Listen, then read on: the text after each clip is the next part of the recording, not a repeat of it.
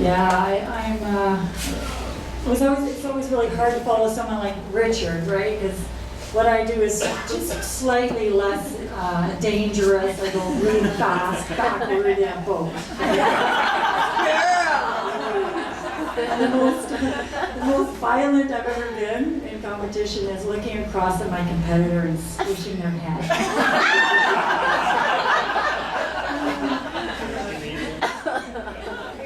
All right.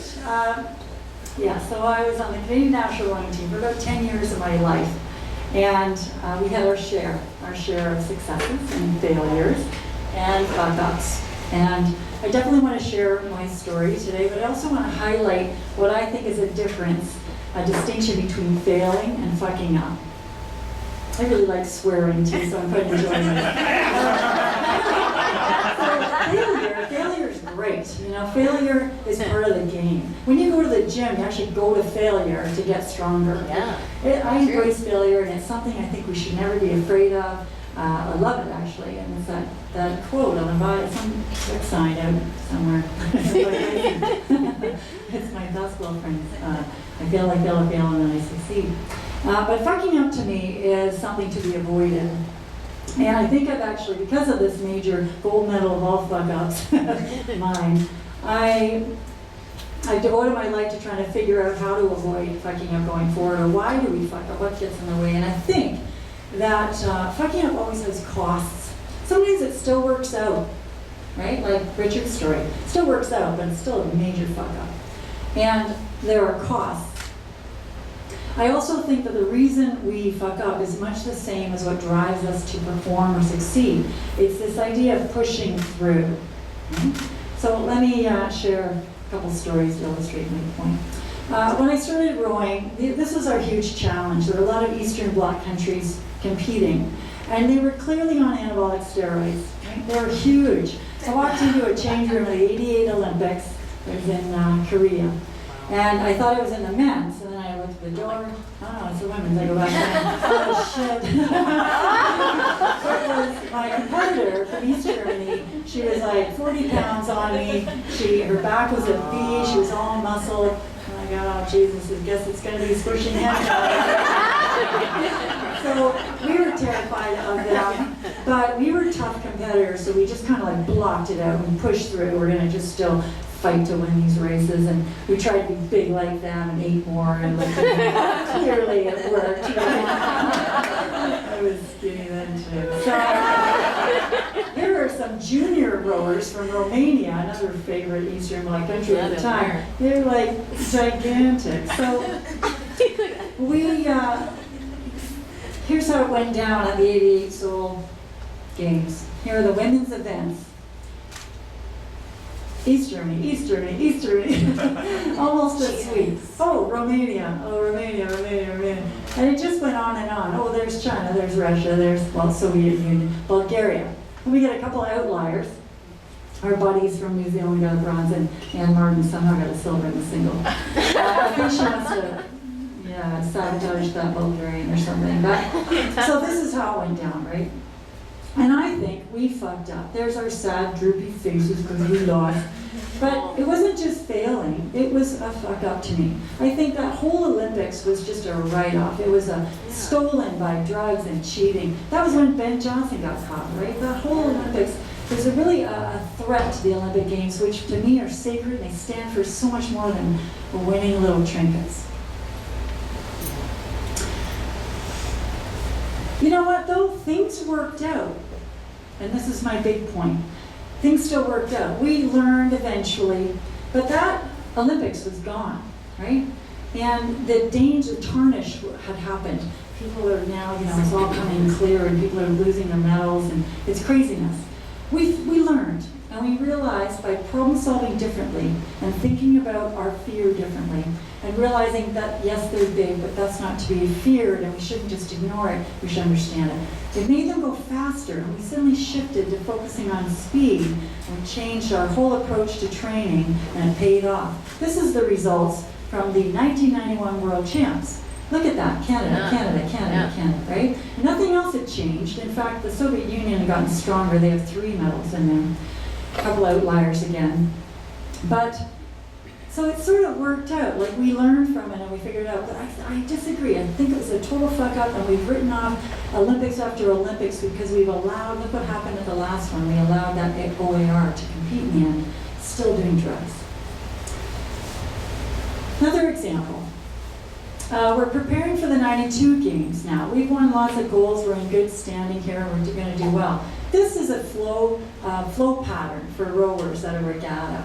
And you know, some arrows, there's some buoys, and every regatta, every race has one of these. Except we were in Germany, in Essen, Germany, and they didn't. And we get there, and it's like chaos. No one knows where they're supposed to go. They're all warming up in different directions. 400 competitors, pointy boats. But what do? We push through, because we're competitors. We want to focus. We're afraid of being distracted. We're afraid of standing up and having to speak out. We just want to race, right? So out we go.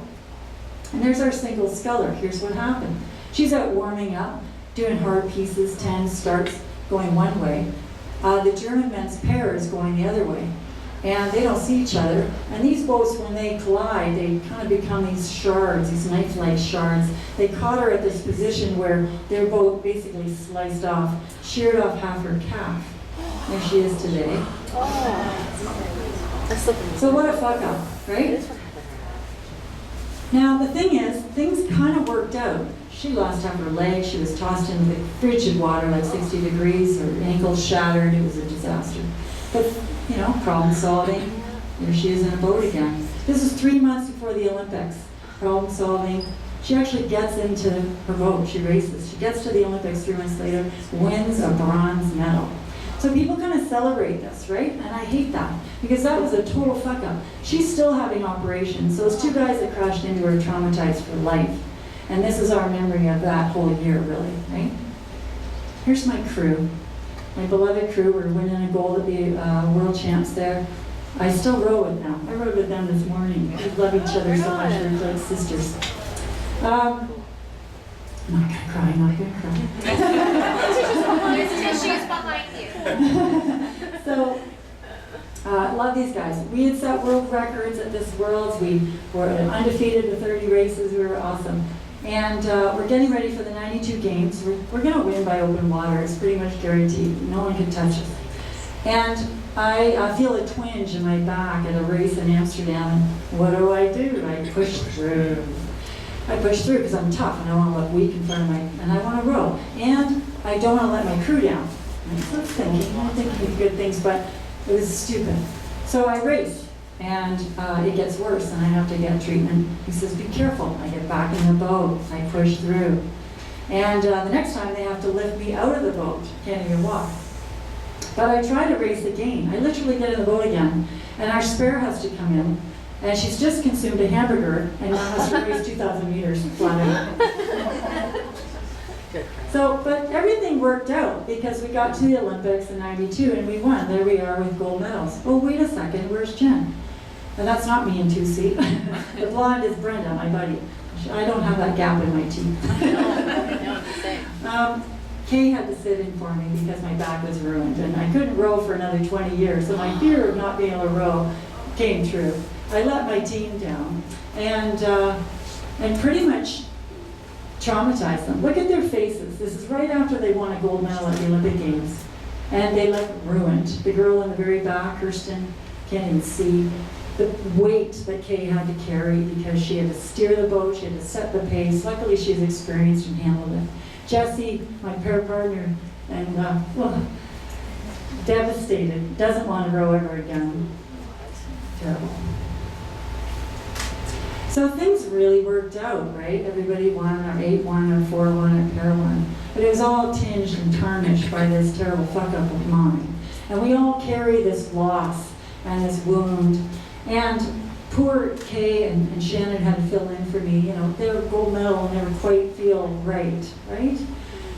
So this is, to me, this is kind of minor because it's a gold medal, it's a trinket, but it's the emotional cost it caused.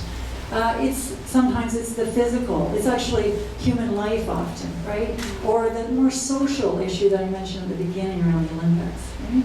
So to me, a fuck up is really about looking at your fear and not pushing through. It's fine to push through that wall, but don't push through pain and injury and danger and risk, right? We need to take that pause. Thank you. Thank you.